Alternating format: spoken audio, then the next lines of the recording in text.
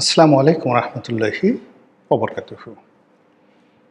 সম্মানিত দর্শক, ইরান এবং আমেরিকার যে যুদ্ধ, এটি আপাতত ২ সপ্তাহের জন্য বিরতি চলছে। এ যুদ্ধ বিশ্বযুদ্ধে রূপান্তরিত হবে। এ যুদ্ধে আমেরিকা হুমকি দিয়েছিল যে তারা পুরো ইরানের সভ্যতা তছনছ করে দেবে। এবং এই যুদ্ধ যখন শুরু হলো, সারা দুনিয়ার যারা এক্সপার্ট, ওয়ার এক্সপার্ট, তারা সবাই এক বাক্যে বলার চেষ্টা করছিল যে এটা একটা অসম যুদ্ধ। ২৪ ঘন্টার মধ্যে, বড়জোর ৪৮ ঘন্টার মধ্যে ইরান তছনছ হয়ে যাবে। ইরানের নেতৃত্ব ভেঙে পড়বে, সেনাবাহিনী ভেঙে পড়বে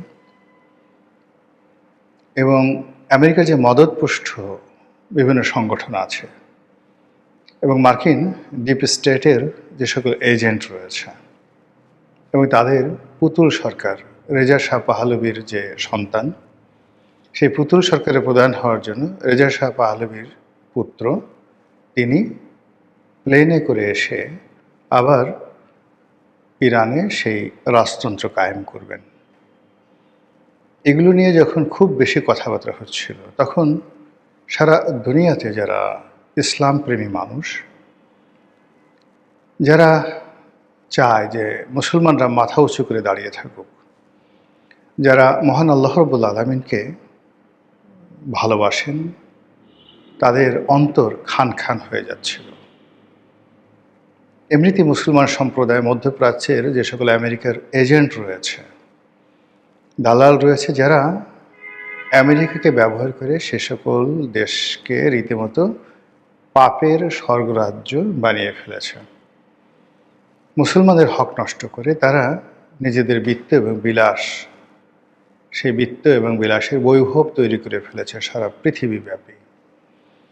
তাদের অর্থ দ্বারা, তেল বিক্রির অর্থ দ্বারা, যে তেল আল্লাহ রাব্বুল আলামিন তাদেরকে দিয়েছেন, সেই তেল বিক্রির অর্থ দ্বারা তারা ক্যাসিনো কিনেছে, 7 স্টার হোটেল কিনেছে, ইউরোপ আমেরিকার যে বড় বড় পলো গ্রাউন্ড, বড় বড় খেলার যে ক্লাবগুলো রয়েছে, সেগুলো তারা কিনেছে। আর ইউরোপ আমেরিকা থেকে প্রতি বছর বিলিয়ন বিলিয়ন ডলার নয়, শত শত বিলিয়ন ডলারের অস্ত্র তারা কিনে কেবলমাত্র আমেরিকা এবং ইউরোপকে খুশি করার জন্য। তো এদের ইসলাম বিরোধী কর্মকাণ্ড, খোদা বিরোধী কর্মকাণ্ড, এগুলো দেখে মানুষ এদের সবাইকে সেই যে সীমার, কারবালার ময়দানের যে সীমার, কিংবা সীমারের যে বস ছিল ইয়াজিদ, তাদের সাথেও নিকৃষ্ট মনে করে। তো আমেরিকা যে যুদ্ধ করছিল ইরানের বিরুদ্ধে, সেই যুদ্ধে আমেরিকার সে সকল পোষা প্রাণীগুলো, তারা তাদের অর্থ, তাদের রাজভাণ্ডার সব কিছু উজাড় করে দেওয়া হয়েছিল ইরানকে মাটির সঙ্গে মিশিয়ে দেওয়ার জন্য। অন্যদিকে সারা দুনিয়ার মজলুম মুসলমান, মুমিন এবং মুত্তাকি, এরা সবাই ইরানের জন্য দোয়া করেছে। ইরান শিয়া নাকি সুন্নি নাকি কাদিয়ানি, এ সমস্ত চিন্তা আসেনি। একটা ঐতিহ্যবাহী মুসলিম রাষ্ট্র, সেই রাষ্ট্রের উপর জুলুম চলছে, এটা নিয়ে মানুষের মনে বেদনা ছিল। সেই বেদনার ধারাবাহিকতায় সারা দুনিয়া যে যাই বলুক না কেন, এই মানুষগুলো সবসময় দোয়া করেছে, সামাজিক মাধ্যমে তারা আওয়াজ তুলেছে এবং ইরানের বিজয় প্রার্থনা করেছে। আর ইরানের যে কোনো সফলতা দেখলে চিৎকার করে উল্লাসে তারা ফেটে পড়েছে। আর এই দলের মধ্যে বাংলাদেশে আমি ক্ষুদ্র পরিসরে হলেও সবসময় দাঁড়িয়েছিলাম এবং এখনও আছি। যুদ্ধবিরতি হয়েছে, ইরান বলছে এটি ইরানের বিজয়, আমিও বলছি এটি ইরানের বিজয়। এজন্য সবার আগে মহান আল্লাহ রাব্বুল আলামিনের কাছে কৃতজ্ঞতা জানাচ্ছি, আল্লাহকে ধন্যবাদ জানাচ্ছি এবং আপনাদের সবাইকে নিয়ে বলছি আলহামদুলিল্লাহ। আবার বলছি, আলহামদুলিল্লাহ, রব্বানা লাকাল হামদ, হামদান কাসীরান তয়্যিবান মুবারাকান। আবারও বলছি, সুবহানাল্লাহি আলহামদুলিল্লাহ, সুবহানাল্লাহি আলহামদুলিল্লাহ, লা ইলাহা ইল্লাল্লাহু আল্লাহু আকবার ওয়ালিল্লাহিল হামদ। লা ইলাহা ইল্লাল্লাহু ওয়াহদাহু লা শারীকা লাহু, লাহুল মুলকু ওয়া লাহুল হামদ ওয়া হুয়া ইউমীত ওয়া হুয়া আলা কুল্লি শাইইন কাদির। হে আল্লাহ, তুমি সারা দুনিয়ার মুসলমানদেরকে কবুল করো, ইরানকে কবুল করো। আমরা আমাদের কুকর্মের দ্বারা যে রাজত্ব তুমি আমাদেরকে দিয়েছিলে, 1000 বছর আমরা পৃথিবী শাসন করেছি, আমরা যে রাজত্ব হারিয়ে ফেলেছি, আল্লাহ তুমি আমাদের চরিত্র ভালো করে দাও, হেদায়েত দান করো, আর আমাদের হাতে আবার সেই রাষ্ট্র ক্ষমতা, সেই পৃথিবীর রাজত্ব আল্লাহ তুমি ফিরিয়ে দাও, এবং ইরানের মাধ্যমে সেটা শুরু হোক। শৈশব থেকে আল্লাহর প্রতি আমার অসাধারণ বিশ্বাস। হযরত ইয়াহিয়া আলাইহিস সালাম, তার যখন জীবন শেষ, হযরত জাকারিয়া আলাইহিস সালাম, হযরত জাকারিয়া আলাইহিস সালাম তার জীবন শেষ, মৃত্যু সমাগত, বৃদ্ধ হয়ে গেছেন।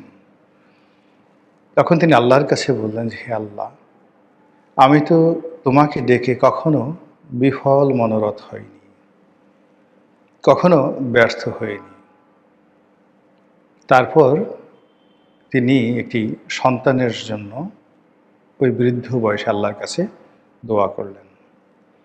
দোয়া তো তিনি করেছেন, কিন্তু আল্লাহ রাব্বুল আলামিন যখন ফেরেশতা পাঠিয়ে তাকে সুসংবাদ দিলেন, তিনি আশ্চর্য হয়ে গেলেন যে হাউ ইট ইজ পসিবল, এটা কি করে সম্ভব? আমি বৃদ্ধ এবং আমার স্ত্রী বন্ধ্যা।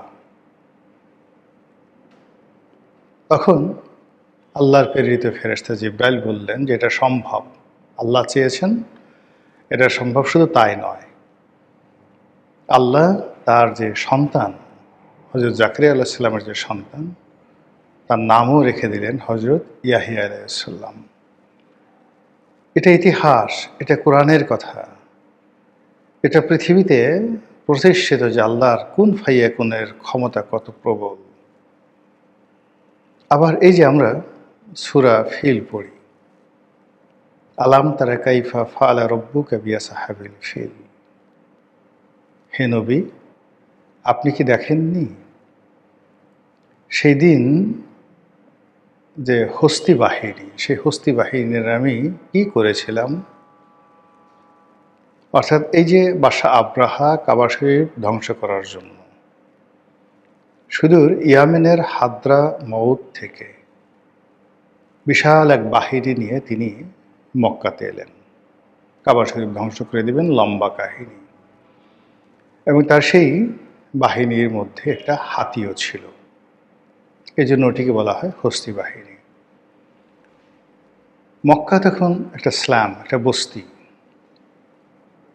শহরের ছোট্ট একটা শহর, রাজত্ব করে কুরাইশ বংশ, বনু হাশিম, বনু মাইয়া,